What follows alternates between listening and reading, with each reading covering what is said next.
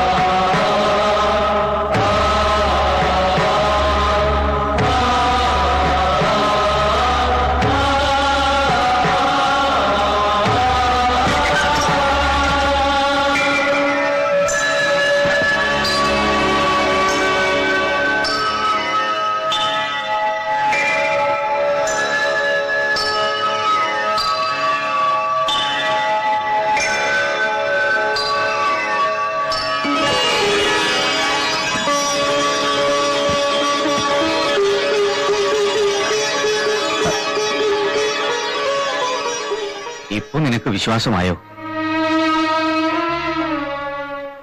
ഇനി എന്റെ മനസ്സിന്റെ ഒരു കോണിൽ പോലും എന്നെ കുറിച്ചൊരു സംശയം ബാക്കിയുണ്ടാവരുത് കുട്ടി.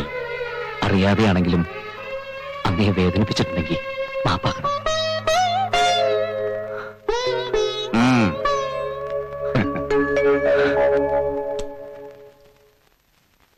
നീ ഇത്രയും പെട്ടെന്ന് സാധിച്ചെടുക്കുമെന്ന് ഞാൻ പ്രതീക്ഷയില്ല.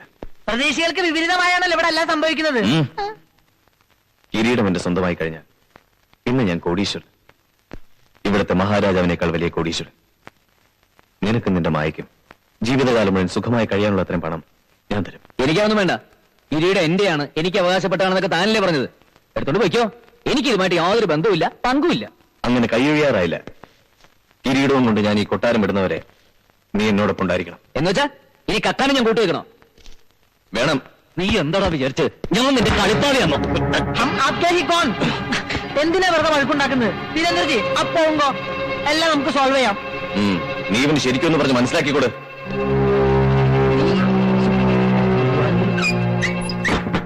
ദേ അവസാന നിമിഷം കൊണ്ട് കലടക്കരുത്. ഇല്ലടാ, ഇനി അതിന് കൂട്ടുവന്നാൽ ശരിയാവില്ല. ഞാൻ എല്ലാം രാജാവിനോട് തുറന്നു പറയാൻ പോവാ. ആ മനുഷ്യനെ ചതയ്ക്കാൻ എന്നെ കൊണ്ടാവില്ല. എന്തും മണ്ടത്തരടാ നീ പറയണേ. എല്ലാം അയാൾ അറിഞ്ഞു കഴിഞ്ഞാൽ എന്തുണ്ടാവണം നിനക്കറിയോ? എന്ത് വേണമെങ്കിൽ ഉണ്ടാവട്ടെ, ഈ കള്ളനെ കൂട്ടുവെക്കുന്നതിലും ഭേദാ. എടാ പോടാ. നിന്നെ ഒന്നു കളയുന്നൊന്നും ഞാൻ പറയില്ല. ചത്തു കഴിഞ്ഞാൽ പിന്നെ നിനക്ക് വേദനിക്കില്ലല്ലോ. ചാവുമ്പോഴുള്ളതിനൊക്കെ വലിയ വേദന നിനക്ക് ഞാൻ തരും. എന്നെ ചതിച്ച നിന്റെ മായായിരിക്കും ഈ തോക്കിനിരയാവുന്നത്.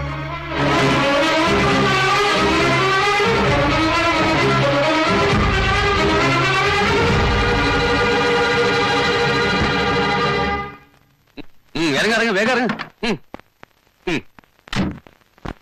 പെട്ടികളെല്ലാം എടുത്തോ. അയ്യോ എന്താടാ? പൂർത്തിയായി. ഇവറ്റകളുടെ ഒരു കുറവ് കൂടി ഇവിടെ ഉണ്ടായിരുന്നുള്ളൂ. ഇനിയിപ്പോ എന്താ ചെയ്യാ? ഒരു കാര്യം ചെയ്താലോ നമുക്ക്? ദാ.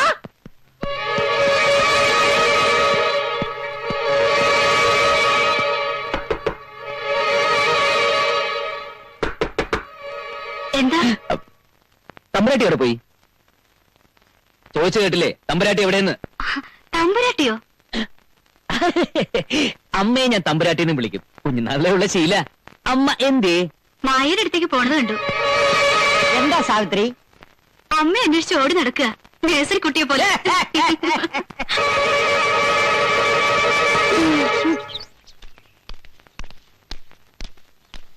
ആ എല്ലാരും എത്തിയല്ലോ. വരൂ വരൂ, അകത്തേക്ക് കയറിയിരിക്കാം. മായ തമ്പുരാട്ടി ഇപ്പൊ വരും. മായ എവിടെ പോയി? പത്മിനി തമ്പുരാട്ടിയുടെ കൂടെ പോയിരിക്കുക. നീ എന്തിനാ കുറ്റിയടിച്ചോലോ നിൽക്കണേ? എന്നെ കുറ്റിയടിച്ചോ നിർത്തിയിരിക്കുക വീരേന്ദ്രൻ തമ്പുരാൻ. രാവും പകലും മായ തമ്പുരാട്ടിക്ക് കാവല് നിന്നിൽ കൊന്നുകളയുന്ന വീരേന്ദ്രൻ തമ്പുരാൻ പറഞ്ഞിരിക്കുന്നത്. ആരാ ഇത് ഈ വീരേന്ദ്രൻ തമ്പുരാൻ? പത്മിനി തമ്പുരാട്ടിയുടെ മകൻ. ആരാ ഈ പപ്പിനി തമ്പുരാട്ടി? വീരേന്ദ്രൻ തമ്പുരാന്റെ അമ്മ. എടാ കഴുതേ, ഈ പത്മിനി തമ്പുരാട്ടിയും വീരേന്ദ്രനൊക്കെ ആരാന്നാ ചോദിച്ചേ? അയ്യോ അതറിയില്ലേ? അവരമ്മയും മകനുമാ. അത് ഈ നാട്ടിലുള്ള സകല കഴുതകൾക്കും അറിയാം, നമ്മക്കറിയില്ലല്ലേ.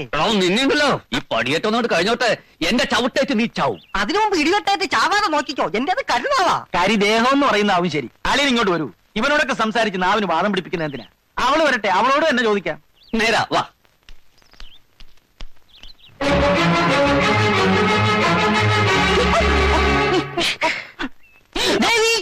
ഒച്ച വെക്കണ്ട. അമ്മയും മായ എങ്ങോട്ടാ പോയത്? വടക്കേ പുറത്തേക്ക്.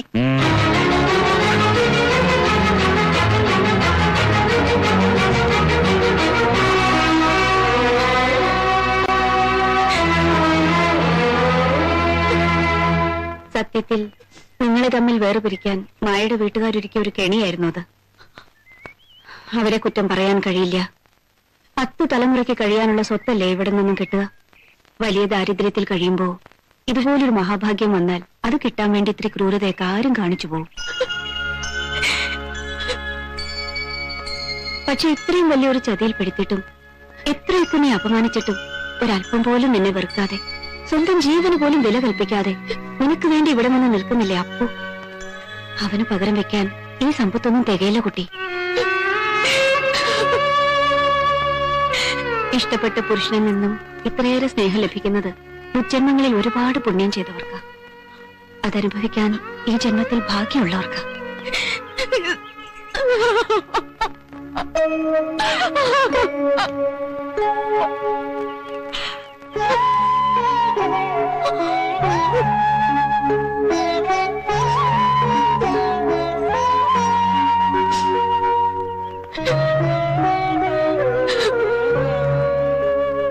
കുഞ്ഞെ, നിനക്ക് വേണ്ടി ഈ ഒരു ചെറിയ ഉപകാരം മാത്രമേ എനിക്ക് ചെയ്യാൻ കഴിയൂ. പിന്നെ എനിക്ക് സംഭവിച്ച ദുരന്തം നിങ്ങളുടെ ജീവിതത്തിൽ സംഭവിക്കാതിരിക്കട്ടെ എന്ന് പ്രാർത്ഥിക്കാൻ.